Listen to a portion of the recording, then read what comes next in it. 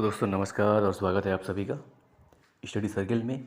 और आज हम पढ़ेंगे जनगणना और जनगणना के बारे में कुछ महत्वपूर्ण तथ्यों के बारे में जिनसे अक्सर सवाल पूछ लिया जाता है। तो जनगणना यानी सेंसस, अगर सिंपल सी बात करें तो लोगों की गिनती करने से है। और ये गिनती इसलिए किया जाता है ताकि देश में लोगों के लिए योजनाएं बनाई जा सकें और कितने लोगों को ये लाभान्वित करेगा और इसके क्या प्रक्रिया होंगी, इसके लिए जनगणना कराई जाती है।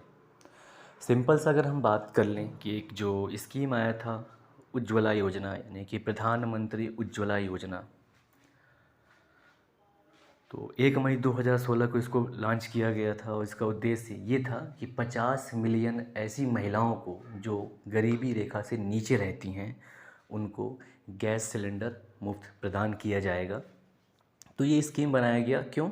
मतलब जनगणना के हिसाब से ही सरकार को पता चला कि देश में इतने लोग गरीबी रेखा से नीचे रह रहे हैं और इतने लोग गरीबी रेखा से ऊपर रह रहे हैं।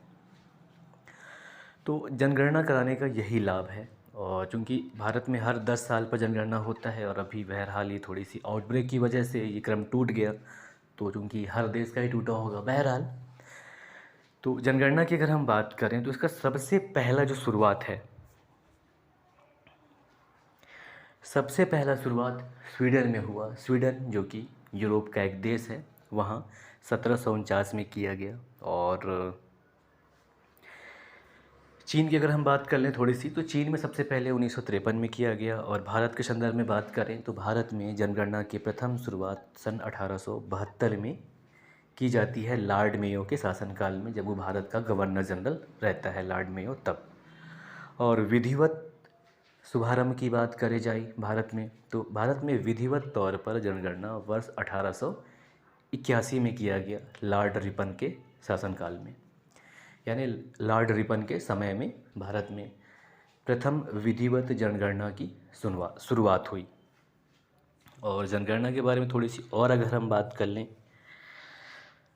तो जनगणना जो है संघ सूची में आता है। जैसे कि 3 सूची है, संघ सूची, राज्य सूची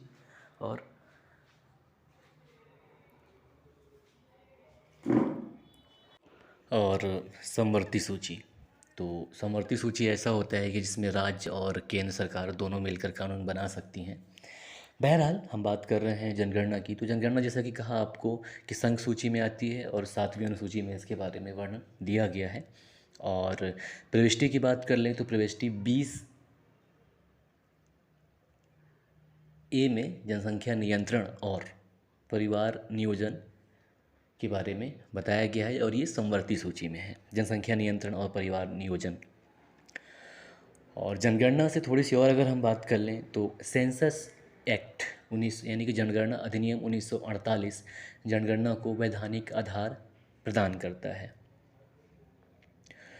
और जनगणना का कार्य कौन कराता है उसकी बात कर लें तो यह office of the registrar general की है, जो कि गृह मंत्रालय के अधीन आता है। और जनगणना का यही जनगणना कराती है, आंकड़े एकत्रित करती है और प्रकाशन करने का कार्य भी office of the registrar general की है, जो कि होम मिनिस्ट्री के अंतर्गत आता है। और जो पहली जनगणना हुई थी देश में, तो उस समय जो जनगणना आयुक्त थे WC प्लाउडेन थे। इसके अलावा वर्ष 1921 को महान विभाजन वर्ष यानी कि ईयर ऑफ ग्रेट डिवाइड कहा जाता है भारत के संदर्भ में। और तो जैसा कि बताया आपको, जनगणना संघ सूची का विषय है। इसके अलावा 2-3 और फैक्ट हैं, जिससे प्रथम तो एक ये है कि 1872 में भारत में पहली बार जनगणना शुरुआत की गई और विधिवत शुभारंभ भारत में 1881 में किया गया। तो ये था जनगणना से संबंधित कुछ महत्वपूर्ण तथ्य।